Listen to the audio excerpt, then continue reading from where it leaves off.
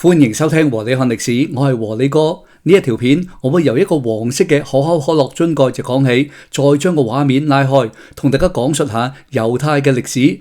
呢個題材呢，我會分上下兩集去講嘅。之後呢，久不久都會再講猶太歷史同埋依家猶太人嘅發展。可以話呢係一個猶太歷史嘅系列。今集呢，我就先講下黃色可口可樂樽蓋背後猶太人點解會離散世界各地，但係2000年以嚟都冇消失，都冇被徹底同化呢。下一集呢，我就會講猶太人終於再次立國啦，咁即係依家嘅以色列啦。呢個民族回歸點解又變成中東戰爭嘅開始呢？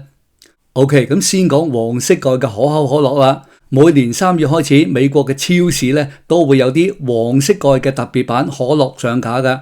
好多人咧唔明白點解可樂廠要特登出一啲黃蓋嘅可樂。呢個問題咧，我問過好多朋友嘅，90%以上都話唔知道。依家咧就等我和你哥開估，係同猶太人慶祝逾越節有關嘅。好啦，咁問題又嚟咯，好多人可能連逾越節係乜嘢都唔清楚嘅。咁樣又點能夠明白一到逾越節可口可樂要出版黃蓋特別版呢？原來咧係咁嘅。首先逾越節英文咧係 Passover， 字面上 Passover 咧即係闖過一關啦，跨越咗困難嘅意思。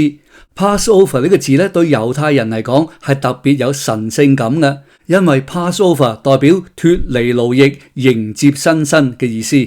所以逾越節係猶太人最重要嘅節日之一。另一個猶太人最重要嘅節日咧係贖罪日。逾越節代表猶太民族嘅誕生，代表由奴隸變成一個自由嘅民族。以2026年為例啦，逾越節咧就係4月1號至4月9號啦。OK， 咁大家知道啦，幾乎所有節日背後咧都必然有個古仔嘅。逾越節嘅故事咧係咁嘅。話說猶太人原本咧係埃及嘅奴隸。摩西就要求埃及嘅法老王放啲奴隸走人，法老王當然冇咁順攤啦，唔肯制啦。咁於是神呢就降10個災難俾法老王，即係所謂10災啦。呢10災呢，頭9個災難分別係水變血、青蛙之災、蚊蟲之災、蒼蠅之災、加速瘟疫、成身生瘡、冰火之災、蝗蟲之災同黑暗之災。呢啲災難嘅細節呢，我就唔講啦。不過9種災難呢，法老王仍然唔怕，仍然唔肯放人，直至第10災出現，法老王呢就跪低啦，就屈服啦，就由得摩西帶人離開。咁第10災係乜嘢嚟嘅呢？點解咁大威力呢？就係長子之死，即係點呢？即係埃及每一個家庭嘅長子都要死。問題又嚟啦，神又點知道邊個係埃及人嘅長子，邊個係猶太人嘅長子呢？用乜嘢一時錯手，連猶太人嘅長子都殺埋㗎？咁於是神呢諗到個方法啦，就叫猶太人嘅家庭喺死神出現當晚，喺自己屋企嘅門個門框度用啲羊嘅血畫上記號。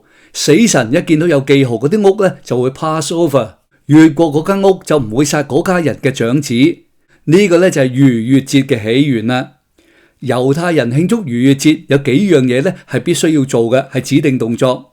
第一係食冇發酵嘅餅。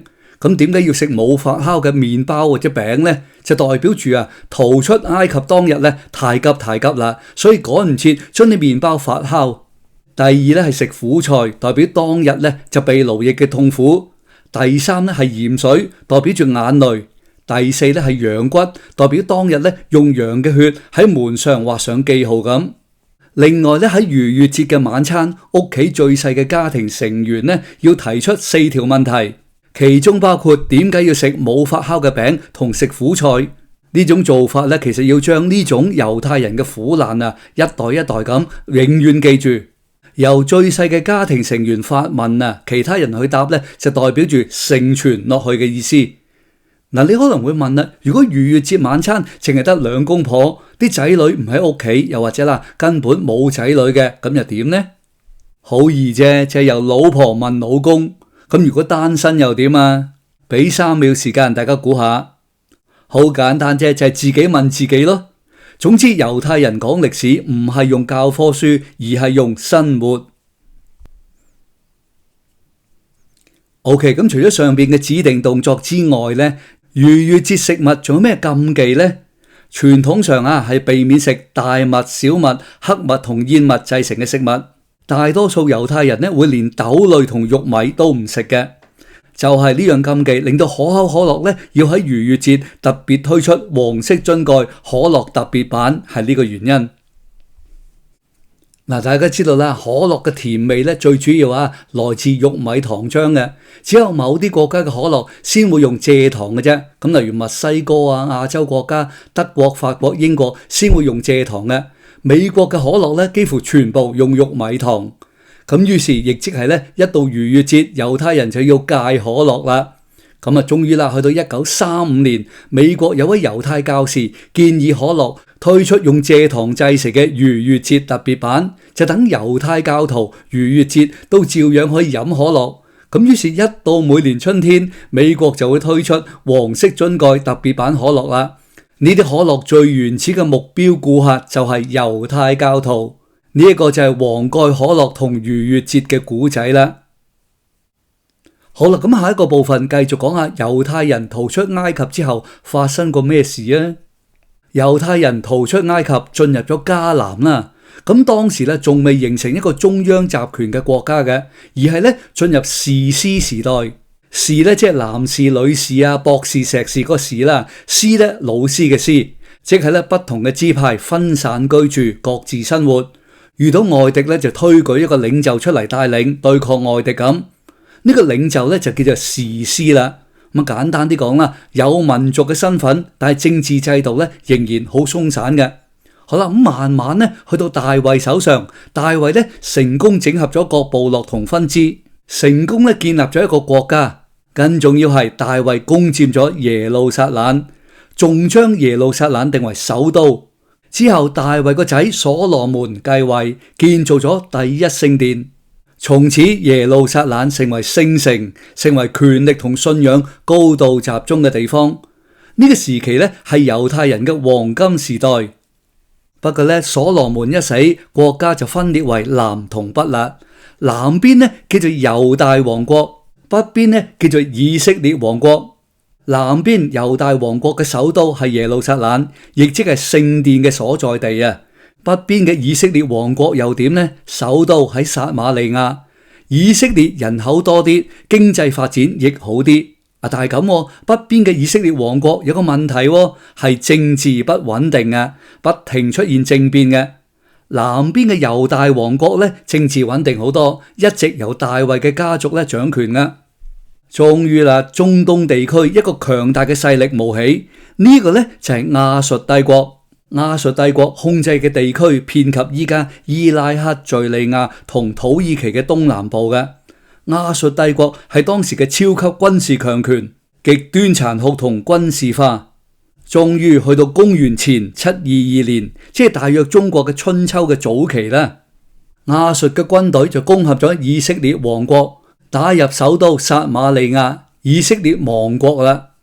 結果亞述軍隊將以色列王國入邊嘅人帶去亞述帝國不同嘅地方分散居住。撒馬利亞就俾其他外族遷入，以色列王國嘅民族結構徹底被打散，10個支派逐漸消失。南邊嘅猶大王國又點呢？仲頂得住喎。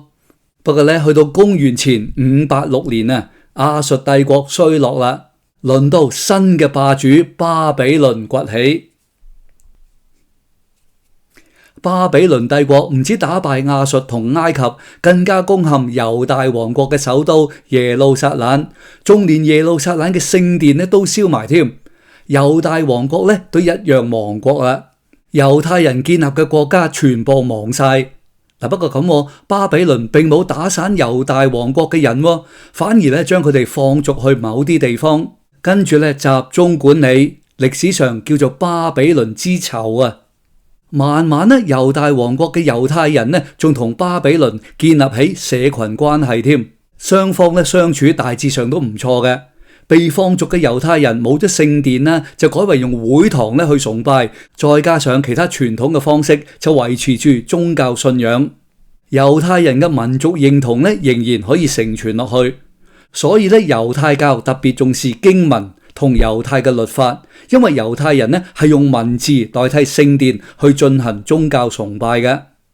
可以咁講嘅，巴比倫消滅咗猶大王國，但係冇消滅猶太民族同猶太嘅文化。OK， 咁呢個巴比倫王國之後嘅命運又點啊？好簡單啫，就係俾另一股勢力征服咗。乜嘢勢力征服佢呢？就係波斯帝國啦，亦即係咧今時今日嘅伊朗文明。當然啦，古代嘅波斯帝國同依家嘅伊朗呢個國土面積嘅大大唔相同啦。波斯帝國嘅面積咧大過依家伊朗好多好多噶。波斯帝國嘅居魯士大帝征服咗大量地方，版圖範圍橫跨歐亞非三大洲嘅，咁啊非洲啦，主要係北非洲咁，甚至遠到印度同巴基斯坦都係波斯帝國控制嘅範圍喎。波斯帝國征服咗巴比倫呢，實行比較寬容嘅統治嘅。其中啦，包括容許猶太人返回耶路撒冷，重建自己嘅城市同宗教生活。嗱，大家注意，唔係俾猶太人復國啊，佢哋咧只係波斯帝國入邊一個地方上嘅社群。簡單啲講，波斯帝國唔係直接統治猶太人，而係間接統治。咁馬上啦，猶太人咧就喺耶路撒冷重建聖殿啦，即係第二聖殿。雖然咧聖殿就重建啦，但係之前幾百年發展出嚟嘅猶太傳統仍然咧都維持住嘅。當時咧亦唔係所有猶太人都返回耶路撒冷，有啲人習慣咗外地生活啦，寧願繼續散居各地。好啦，咁跟住又發生咩事呢？好簡單嘅，永遠都係咁嘅，係波斯帝國俾亞歷山大大帝嘅希臘征服咗。今次咧希臘文化同猶太文化就出現非常巨大嘅衝突啦。希臘文化咧講理性，講哲學，愛好運動，過城市生活嘅。更重要嘅係多神信仰。猶太文明咧就係一神論嘅，強調律法，重視身份同規範。兩種文明咧冇辦法唔打交嘅。咁啊，終於啦，猶太人成功起義，仲短暫咁復國添。但係打完一輪都冇用，點解冇用呢？因為希臘就俾羅馬帝國取代咗，猶太地區由羅馬帝國控制。今次就大鑊啦，羅馬帝國冇巴比倫同希臘咁客氣。之前巴比倫同希臘都仲話係實行間接統治啊，猶太人仲有一定自主性。羅馬帝國就唔同啦，就實行直接高壓鐵腕統治。更加咧衝擊猶太教嘅一神論，猶太人當然就反抗啦，但係幾次都俾羅馬嘅大軍鎮壓咗，仲搞到第二聖殿都被燒埋添，大量猶太教徒被殺，有啲人咧被販賣為奴隸，另外一啲咧就被驅逐。